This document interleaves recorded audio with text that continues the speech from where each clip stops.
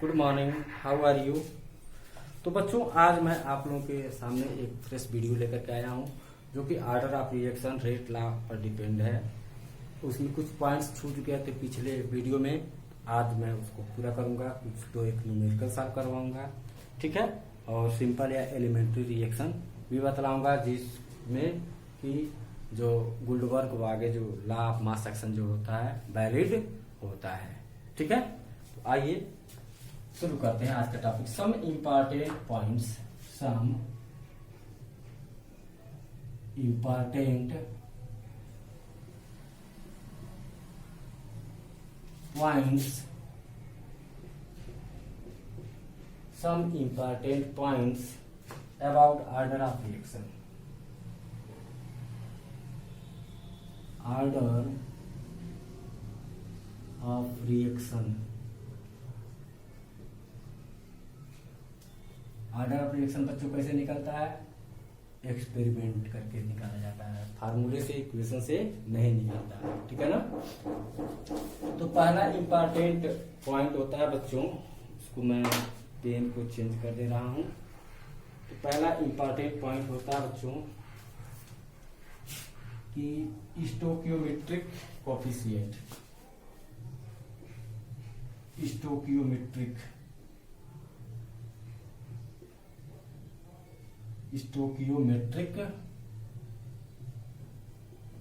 Coefficient.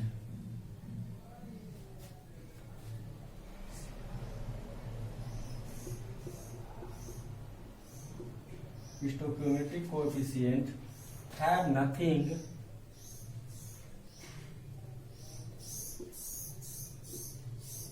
to do with the order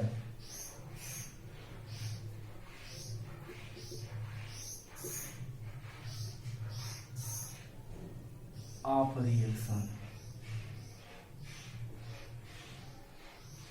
order of reaction के साथ स्टोकियोमेट्रिक coefficient का कोई भी लेना देना नहीं होता है, ठीक है। जैसे देखो बच्चों, एग्जांपल है 2N2O5, ठीक है। ये चेंज होता है बच्चों 4NO2 प्लस O2, ठीक है। इसका रेट ऑफ रिएक्शन लिखे हैं इक्वल टू K होता है और N2O5 पर 1 आता है। N2O5 के डायरेक्टली होता है, ठीक है ना। स्टोकियोमेट्रिक कोफिशिएंट बच्चों 2 है, N2O5 का स्टोकियोमेट्रिक कोफिशिएंट 2 है, पर रेट आप रिएक्शन में देख रहे हो कि इसके फर्स्ट ऑर्डर पर डिपेंड कर रहा है, ठीक है ना। N2O5 के डायरेक्टली प्रोपोर्शनल होता है rate okay of the reaction is directly proportional to the concentration of N2O5। यदि इसका कंसंट्रेशन डबल करेंगे तो रेट भी डबल हो जाएगा, कंसंट्रेशन यदि हाफ करेंगे तो रेट भी हाफ हो जाएगा। तो स्टोकियोमेट्रिक कोफिशिएंट का जो होता है बच्चों ऑर्डर ऑफ रिएक्शन से कोई मतलब नहीं। ये जो 1 है बच्चों, ये क्या है? ऑर्डर है, ऑर्डर ऑफ रिएक्शन। और बच्चों ऑर्डर ऑफ रिएक्शन फार्मूले से नहीं निकलता है, एक्सपेरिमेंट के द्वारा इसको पता किया जाता है। एक्सपेरिमेंटल वैल्यू होता है, एक्सपेरिमेंट करते हैं और पता चलता है कि रेट जो है किस पर्टिकुलर स्पीसी से किस प्रकार डिपेंड कर रहा है, ओके। दूसरा बच्चों, दूसरा है आपका in rate law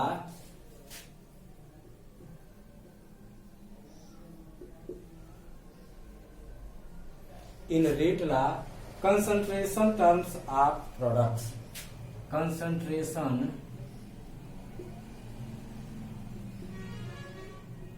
terms of products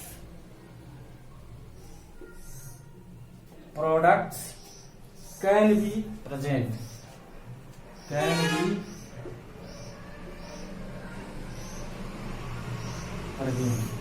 अभी तक आप लोगों ने देखा था कि रिएक्टेंट का ही concentration term rate like expression में दिखाई पड़ता था, लेकिन वो आवश्यक नहीं है।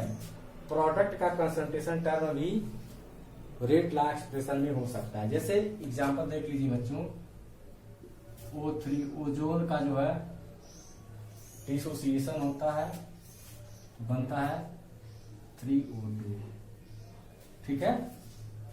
इसका रेट आप रिएक्शन लिखें कि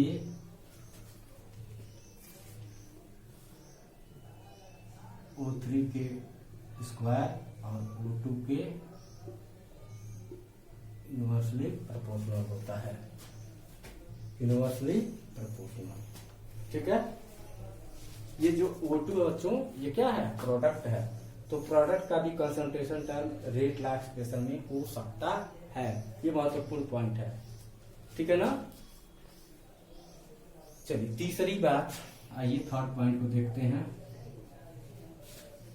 इन the rate law, in rate law concentration terms of some reactants, concentration term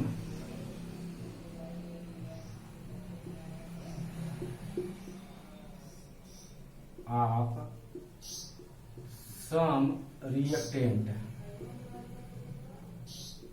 some reactant may be absent, may be absent,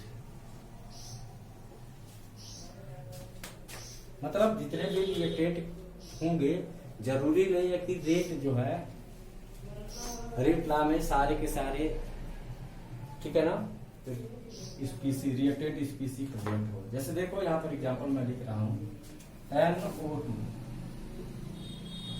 plus CO gives NO plus CO2, NO plus CO2। इसका rate of reaction लिखा जाए, rate law expression करें equal to K NO2 पर 2 और CO पे 0, ठीक है ना। Order in respect of CO is 0 बता रहा है कि मतलब CO पर डिपेंड नहीं करता है। रेट ऑफ रिएक्शन जो है कार्बन मोनोऑक्साइड की कंसंट्रेशन पर डिपेंड नहीं है। इसका कंसंट्रेशन घटाया जाए बढ़ाया जाए तो भी रेट पर कोई फर्क नहीं पड़ेगा। ओके बच्चों,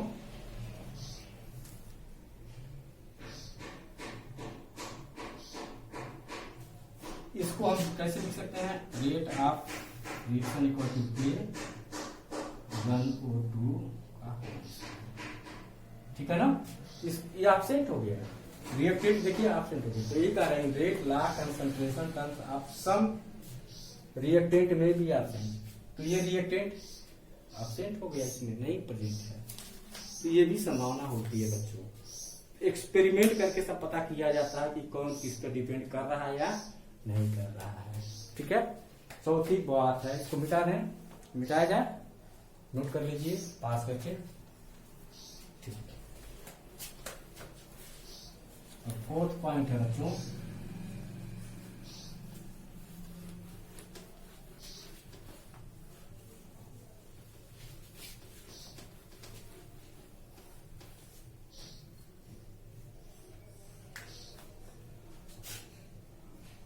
फोर्थ पॉइंट कह रहा है in rate law expression, in rate law expression, okay, concentration term of catalyst, concentration term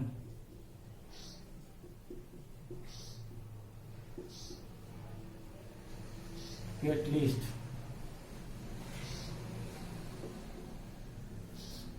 catalyst का कंसंट्रेशन टर्म भी प्रेजेंट हो सकता है, मे बी प्रेजेंट,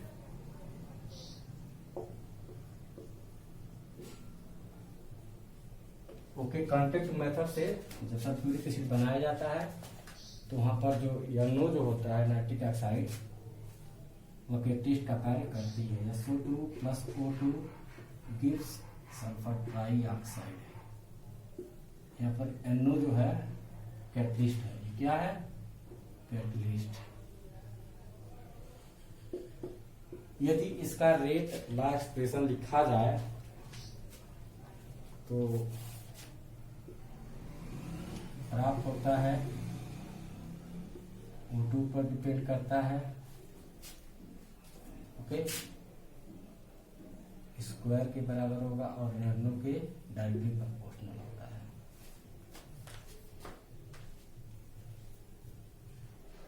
तो दिखाई पड़ा ये कैटलिस्ट है। कैटलिस्ट भी हो सकता है, कंसंट्रेशन टर्म कैटलिस्ट का भी रेट लॉ एक्सप्रेशन में प्रेजेंट हो सकता है। ठीक है बच्चों, ठीक है, समझ में आया? चलिए तो अब मिटाते हैं और उसके बाद अब शुरू करते हैं एलिमेंट्री रिएक्शन, सिंपल रिएक्शन और एलिमेंट्री रिएक्शन या सिंगल स्टेप रिएक्शन। मिटा दें, जिस पर गुलबर्ग अंगवागी का जो होगा law of mass action valid होगा।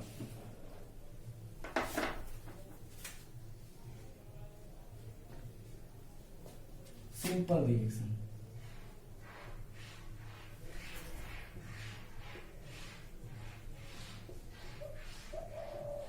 या एलिमेंट्री रिएक्शन, एलिमेंट्री रिएक्शन या single step reaction, single step reaction. Okay, तो जो रिएक्शन एक ही स्टेप में पूरी हो जाती है उनको सिंपल रिएक्शन, एलिमेंट्री रिएक्शन या सिंगल स्टेप रिएक्शन कहा जाता है। ओके,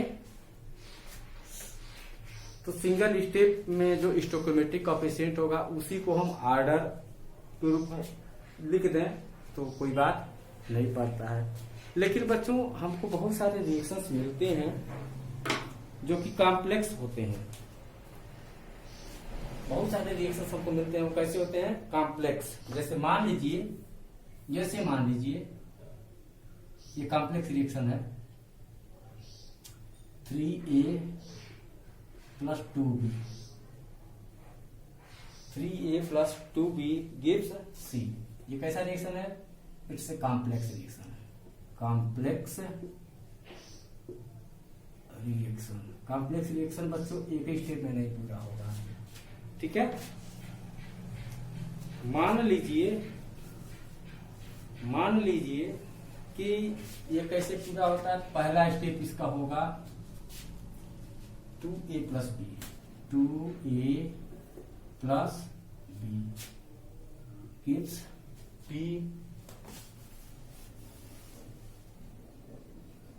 ठीक है, दूसरे स्टेप में बच्चों P प्लस A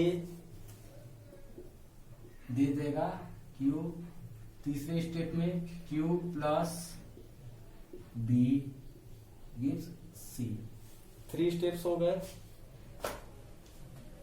तो देख रहे हैं इसमें जो सबसे सिंपलेस्ट, मान लें कि ये सिंपलेस्ट स्लोवेस्ट रिएक्शन है।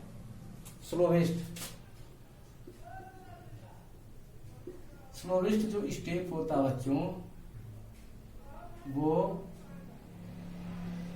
रेट डिटरमाइनिंग स्टेप होता है। रेट डिटरमाइनिंग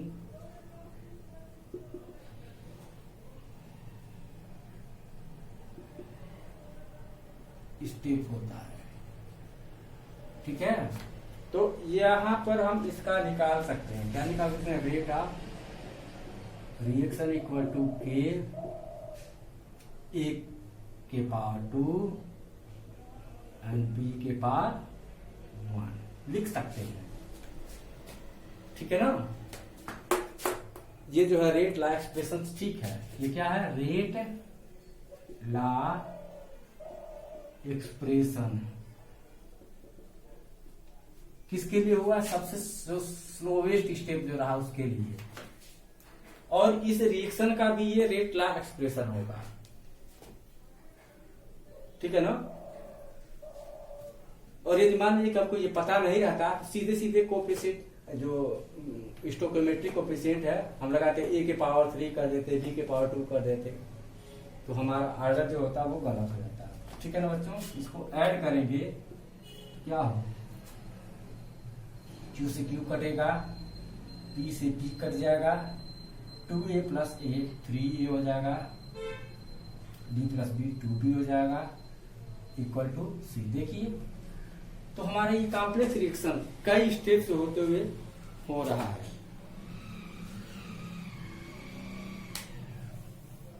ठीक है ना।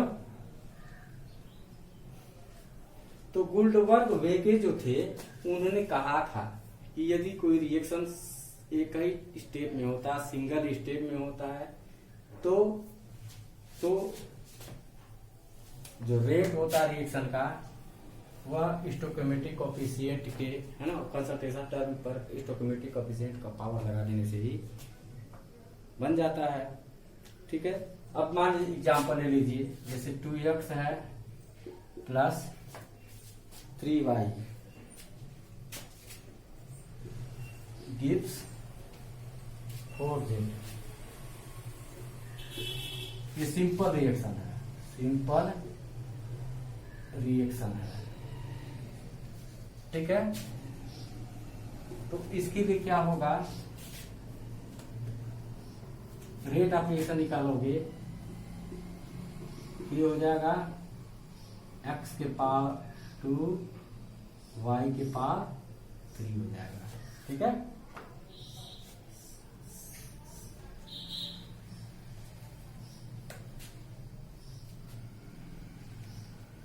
एग्जाम्पल देखें, H2 plus I2 gives 2HI, ठीक है।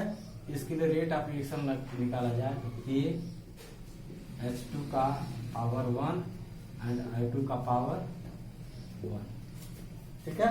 ये गुल्डबर्ग वेगे रूल को फॉलो करता है, इसको फॉलो करता है गुल्डबर्ग वेगे को। ये गुल्डबर्ग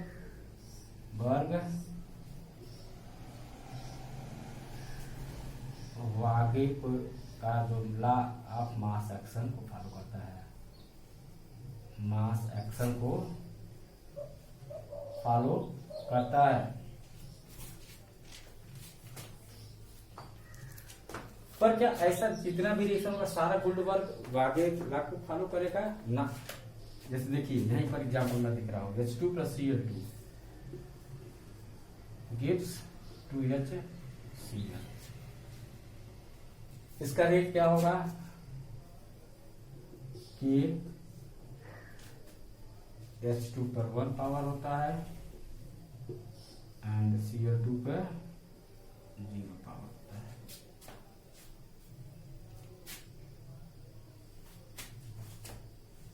वन ये तो अकॉर्डिंग टू गुल्डबर्ग लॉ, लेकिन एक्सपेरिमेंट के द्वारा देखा क्या गया है, एक्सपेरिमेंटल क्या मिला है, ROR बराबर K, H2 पर 0 और Cl2 पर भी 0, ठीक है। किसी भी जो रिएक्टेंट है उसके कंसंट्रेशन पर डिपेंड नहीं करता है, एक सिंपली जो होता है सनलाइट पर डिपेंड करता है, इस पर डिपेंड करता है, सनलाइट पर डिपेंड करता है, ठीक है ना। यदि सनलाइट का कंसंट्रेशन आप सनलाइट ज्यादा मिलेगा तो रिएक्शन तेजी से होने लगता है, उसका रेट बढ़ जाता है, सनलाइट कम मिलेगा तो रेट कम हो जाता है। ओके बच्चों, अब आइए बच्चों हम कुछ न्यूमेरिकल सॉल्व कराते हैं। न्यूमेरिकल कुछ सॉल्व करवा लेते हैं, फिर उसके बाद समाप्त हो जाएगा।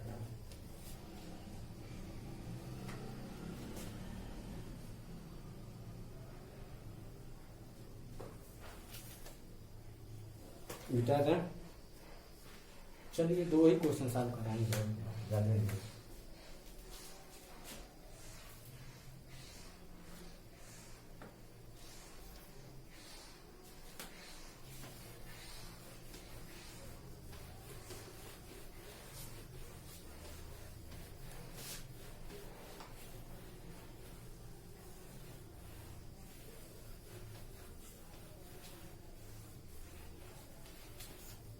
ये क्वेश्चन सॉल्व करवा देते हैं, ये क्वेश्चन जो है आप लोगों को होमवर्क दे देंगे।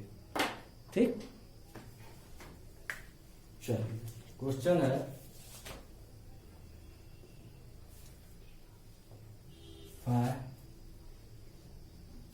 3a + 2b। कुछ भी लिखो, कोई दिक्कत नहीं पड़ता है। यहाँ पे स्टोकियोमेट्रिक कोएफिशिएंट से कुछ फर्क नहीं पड़ रहा है। ओके, यहाँ पर दे रखा है इनिशियल कंसंट्रेशन ऑफ ए, यहाँ दे रखा है इनिशियल कंसंट्रेशन ऑफ बी,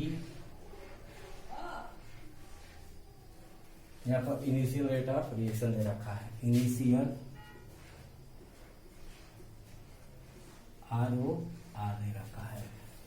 ये मोल पर लीटर में है,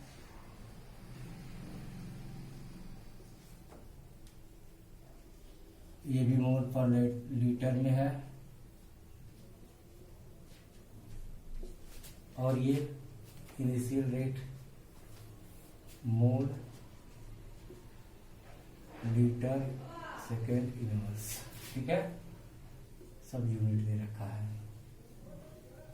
चलिए, तीन वैल्यूज हमारे पास दिए गए हैं और उन्हीं के आधार पर हमको सॉल्व करने हैं। दे रहा बच्चों 0.1, 0.1, 0.2। ठीक है, यहाँ पर 0.1, 0.2, 0.1 और रेट दे रखा है 2.2 × 10⁻³ 1 × 10⁻³ एंड 4 × 10⁻³ ओके। और कह रहा है find rate law, find right rate law expression, find order of reaction and rate constant, rate constant. बस ये 3 चीजें आपको कैलकुलेट करना है बच्चों। ठीक है, तो बच्चों आओ सॉल्व करते हैं। मान लेंगे बच्चों rate of reaction, rate of reaction को R मानेंगे equal to K E⁻x and B⁻y। हो सकता है कि C भी हो रिएक्टेंट, तो C⁻z कर देंगे। ठीक है, अब चलिए एक एक को हम रखते हैं। पहला देखो 2 × 10⁻³ इक्वल टू ए का कंसंट्रेशन 0.1 के पावर x, बी का कंसंट्रेशन 0.1 के पावर y। इक्वेशन नंबर 1 हो गया। ऐसे दूसरा रखेंगे 1 × 10⁻³ इक्वल टू के, ए का कंसंट्रेशन 0.1 के पावर x, 0.2 के पावर y। Equation number 2। तीसरा 4 × 10⁻³ के, ए का वैल्यू 0.2 के power x, 0.1 × y power y। Equation number 3। ठीक है बच्चों, ये हमारे पास 3 इक्वेशंस होंगे। अभी इन्हीं इक्वेशन को सॉल्व करना है और जो भी वेरिएबल है उनके वैल्यूज को फाइंड आउट कर लेना है। ठीक है, तो करिए, करा जाए। चलो, तो मान लो 1 को हम डिवाइड कर रहे हैं 2, 1 इज डिवाइडेड बाई 2। हमको क्या मिलेगा? 2 मिल जाएगा। 2 मिलेगा ना। हाँ, उसके बाद k से k कट जाएगा 0.1 ये भी कट जाएगा 0.1 बाई 0.2 का पावर y। ओके, ये इसको लिखेंगे 2 इक्वल टू 1/2 के पावर y, या 2 इक्वल टू -2 या 2 के पावर -y लिख दो।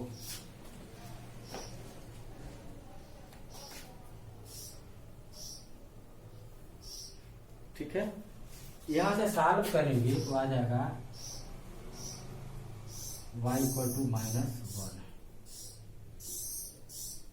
एक वेरिएबल का वैल्यू हमको मिल गया, y का वैल्यू मिल गया। अब बच्चों क्या करेंगे, अब फिर x का वैल्यू फाइंड आउट करना है। अब क्या करेंगे, ऐसा करेंगे कि x डिफर करेगा और y का वैल्यू सेम रहेगा। थर्ड को हम डिवाइड कर लेते हैं 1 से। चलो, थर्ड डिवाइडेड बाई 1 तो 4 आ जाएगा, पर k से k कट जाएगा 0.2 तो 2 पाई x हो जाएगा और ये कट जाएगा पूरा। ठीक है, लिख सकते हैं 2/2 power 2 equal to 2/2 power x equal to 2। अब देखिए बच्चों, x का वैल्यू 2 आ गया, y का वैल्यू -1 आ गया।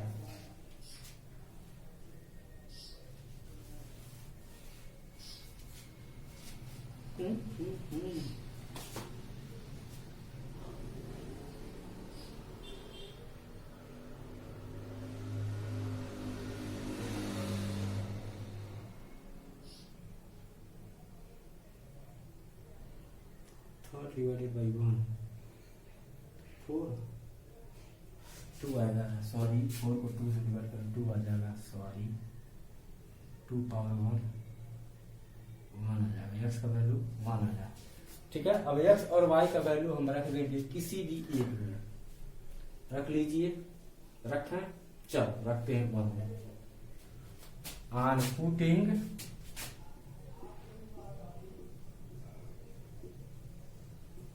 x and y in 1 में रख दीजिए तो हो जाएगा 2 into 10 to the power -3 equal to k 0.1 by 1 power. x का वैल्यू 1 है और y का वैल्यू 0.1 की power -1। 2 into 10 to the power -3 equal to k। ठीक है, ये 1 हो गया, खत्म हो जाएगा, k आ जाएगा, k इक्वल टू हो गया 2 इंटू 10 टू दी पावर -3। ठीक है, तो k का वैल्यू आपको मिल गया। अभी इसका यूनिट बचा हुआ है आर्डर।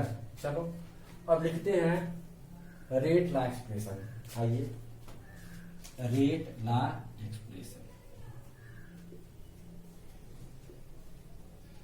तो हमने जो शुरुआत में माना था उसी में रख देंगे, ROR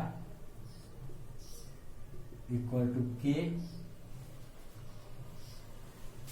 ROR equal to k, तो k का वैल्यू रख देंगे 3 इंटू, k का वैल्यू 3 आया है, 2 आया है ना, 2 into 10 to the power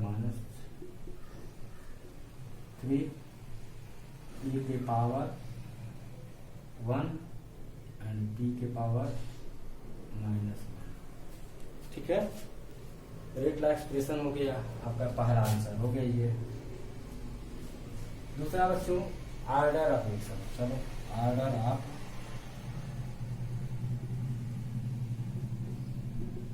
reaction, तो x plus y 1 -1 equal to 0। 0 order reaction हो गया ये। कैसा रिएक्शन हो गया? 0 ऑर्डर रिएक्शन। अब रेट कांस्टेंट,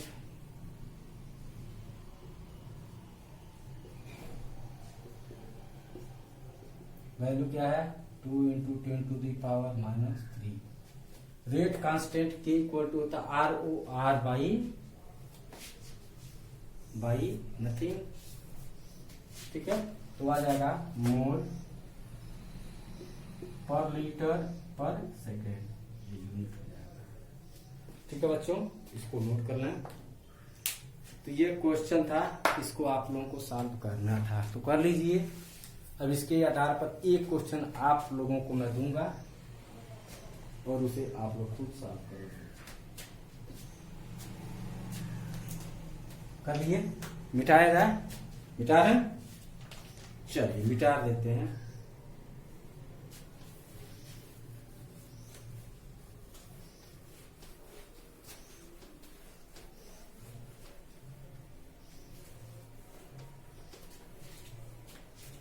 अगला क्वेश्चन है बच्चों y2a प्लस, कोई फर्क नहीं पड़ता है, वही रहने दो। यहाँ पर थोड़ा सा वैल्यू चेंज किया हुआ है,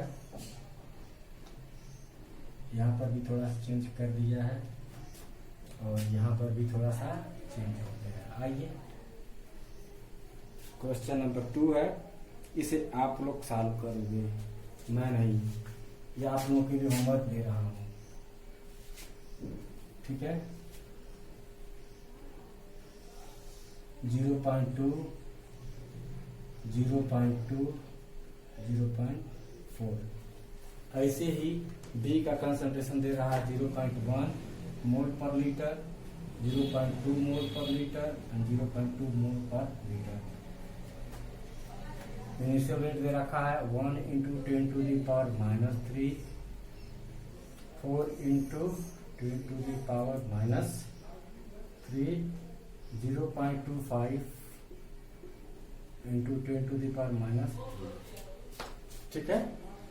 तो इसकी सहायता से आपको कैलकुलेट करना है rate law expression, order of reaction and rate constant. Answer इसका मैं लिख दे रहा हूँ बच्चों, आंसर लिख दे रहा हूँ, सारा साफ करना पड़ेगा। रेट ला एक्सप्रेशन हो जाएगा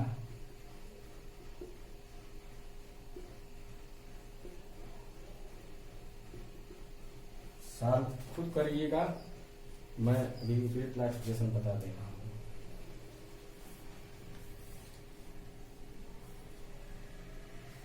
वन 1.6 × 10⁻⁴ a की पावर -4, b की पावर 2, ठीक है। ऑर्डर ऑफ रिएक्शन बच्चों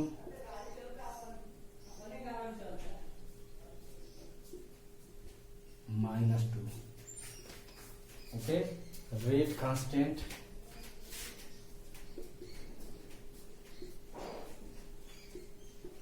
का वैल्यू आ रखा है 1.6 × 10⁻⁴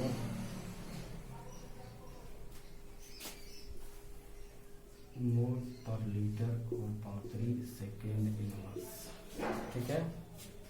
इसको आप लोग खुद ब खुद सॉल्व करोगे और उसको मुझे दिखलाओगे। इज योर होमवर्क, ठीक, होमवर्क। तो बच्चों ठीक है, पढ़ते रहिए, फिर नेक्स्ट लेक्चर लेकर के आऊँगा जल्दी से। Thank you.